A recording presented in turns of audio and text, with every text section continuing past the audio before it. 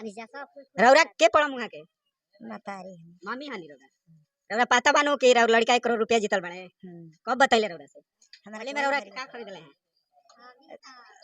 अभी तो 3 दिन के गाड़ी अभी तो कुछ नहीं कहले बाकी करी हन कहां रहले हैं रलान हैदराबाद अभी मान लो पैसा जीतला के बाद भैया बदल तो नहीं खन ना बदलियन कैसे हम निकले बड़न करियन रौरा गांव के लड़का जीतल पता बा कितना जीतल बड़े 1 करोड़ 1 करोड़ हां कैसन माने महसूस होता रौरा बहुत बढ़िया महसूस होता गांव के लड़का जीतल एहो खुशी के हमर भतीजा और भतीजे हड़े अच्छा रौरा के का कइले हैं चाचा कहले का बहुत कहलन अभी करी हो अभी करी चाची हले भैया पता बान के जीतल हां हां रौरा कुछ खिलाइले पिलाइले हां हां बहुत खिलाइले मिठाई खिलाइले कल फगुआ रहे होली त मीट ले रहन सब बच्चा बच्चा खइला से अभी कहता ना कि सब कोई के लड़कन के कपड़ा किना ले चलो बाजार। जी नमस्कार प्रणाम दोस्तों। अभी हम बाबा विश्वामित्र के धरती बक्सर जिला के अमथुआ गांव में बानी और एजा खास बात ई बा कि एगो भाई ड्रीम 11 से रातों रात 1 करोड़ रुपया जीत के और करोड़पति बन गए बाने। तो आज भाई के फैमिली से मिलाइम और बहुत सारा बात कराइम। भाई तो नहीं खन लेकिन उनकर मम्मी बाड़ी उनकर दोस्त बाड़े पटीदार बाड़े तो सबसे मिलवाइम और बहुत सारा बात कराइम। तो बना रहिए वीडियो में लास्ट तक। चाची जी रौरा पाता बाटे कि रौरा गांव के लड़का रौरा लड़के हड़े साइड ड्रीम 11 से 1 करोड़ रुपया जीतल बाड़े सही बात बा? हां सही बात बा जीतल बाड़े हां कहिया के काल के हां रौरा के का कोइले हैं हमरा के खुश बन जा सही कुल मिठाई उठाई ना खिलेले हैं खियौला हम मिठाई हैं? खियौला हम मिठाई और ई रौरा के साड़ी ओड़ी किनले है होली में साड़ी किनिहन न मिलल बा त खुशे न बनी जा सब रौरा के पड़ा मुहा के मतारी मम्मी हानि रौरा पता बानो कि रौरा लड़का 1 करोड़ रुपया जीतल बाड़े कब बताइले रौरा से हमरा के वही घरी बतावले राती में ना हां जबे थी जीतला ना वही घरी कहलन बात कहले रहन पेन कटलन फिर वही घरी अभी आवत आवत में कहता कि मम्मी बड़ा हमारा खुशी की बात बा तो कहनी कि का बात है बबुआ होली में रौरा के का खरीदले हैं अभी तो 3 दिन के गाड़ी में आइल बाड़न अब राते खाए आइलन नहैलन धोइलन सुतलन अभी भैया कहाँ गइल बाड़े अब भैया फेन अभी निकललन लगले अब कहले रहती जे तो रुक गई रहतन अब उनकर पप्पो गइल बाड़े उहो गइल बाड़े भैया के शादी हो गइल बा हाँ 2 बावन जा उमे एक जना है दे भाई को एक और बाड़ा कोरा में के 3 महीना के और उनकरा दोस्त मित्र से बोला भैया रौरा पता बा जे और गांव के सुनील भैया 1 करोड़ रुपया जीतल बाड़े हां हमनी के पता बा कहिया के हो गइल 3 दिन रौरा लोग के का कइले भैया अभी तो कुछ नहीं कहले बाकी करी हन कहाँ रहले हैं भैया रलान हैदराबाद अभी मान लो पैसा जीतला के बाद भैया बदल तो नहीं खन ना बदलियन कैसे हम निकले बड़न करियन खर्चा होली में ना कइले हैं होली में रला ना नहीं जा रला ना काल आइलन सांझी खा रौरा के पड़ा भैया हम भाई परब उनकर रौरा पता बा हाँ पता बा सही बात भाई सही बात बा एकदम सही बात कितना जीतल बने 1 करोड़ 1 करोड़ 1 करोड़ 1.5 लाख कई गो टीम लगले रहा लाग रहा है टीम 3 गो रौरा ड्रीम 11 खेली ला खेली ना हम रौरा का लॉस जाला के आवेला लसो जाला कबो कबो कबाइयो जाला कहिया की बात है ये बात हटे 19 के 20 तारीख के हटे 24 तारीख एगो चाचा जी बानी चाचा जी से पहले वो बात कर लो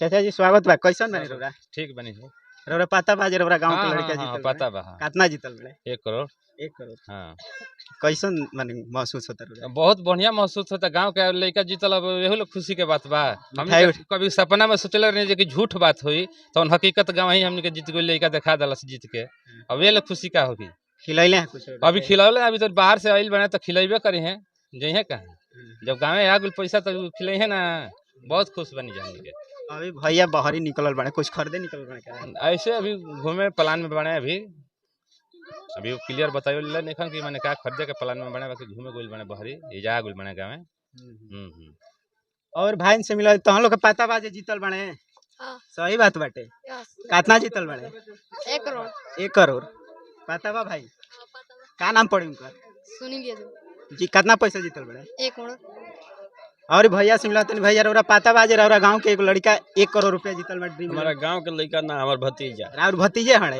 अच्छा रौरा के का कइले चाचा जी कहले का बहुत कहलन अभी करी हो अभी करी है कितना खुशी बा रौरा बहुत ज्यादा अच्छा हेने आज हेने कितना खुशी बा रौरा खुशी बाकी नींद नहीं खेवत खुशी के मारे। मिठाई उठाई खिलैले है? हाँ खियलो हन खियबो करी है।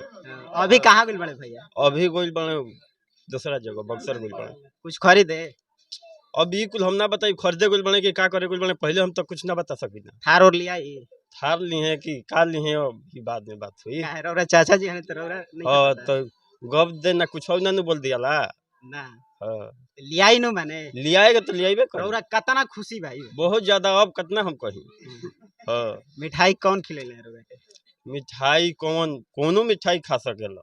अभी खिलैले है कि ना? खा लेनी। कालवे होली रहे। हाँ तुम खा लेनी। खा लेने रौरा। हाँ और आई रौरा के लगा मुहा के भैया के चाची हनी भैया के पता बानू कि पैसा जीतल बड़े 1 करोड़ रुपया ड्रीम 11 से। रौरा के का कइले हैं भैया? मिठाई खियावला खिलैले हैं? हाँ सही बोलता नहीं नु? हाँ सही बोलता अभी भैया बाणे ना हमनी के कंफर्म पता नहीं के चला। ना खिया के बोला हम मिठाई खियाइले बाणे खुशी बानो रौरा? हाँ, एकदम कितना खुशी बा? बहुत खुशी बा। अब का किनवाओ तनी भैया ले रौरा अपना ला? अब कुछ हमारे खरीद हम और खुश बानी। खुश बानी? हाँ एकदम। हैं? हाँ रौरा के पड़म? कल बतियाल काले हम बतियाव नहीं है। ना ना ना रौरा के पड़म? हम कर चाची परब। चाची हाँ पता बानू रौरा भैया हाँ जीतल हाँ बड़े? हाँ हाँ बहुत कितना खुशी पैसा है। जीतल बा? बहुत खुशी के बात है। 1 लाख 1 करोड़ रुपया। 1 लाख 1 करोड़ रुपया? हाँ हाँ 2 गो टीम में जीतल बाणे? हाँ हाँ हाँ रौरा के कुछ खियाइले पियाइले? हाँ हाँ हमरा के बहुत खिया देले। हाँ हाँ हाँ खुश बानी नु? हाँ एकदम खूब खूब खुश बानी खूब खुश बानी। और आवब रौरा के पड़म भैया के? हम चाची हम भैया पता बानू के जीतल बानी? हाँ हाँ बहुत भैया के जीतल बानी?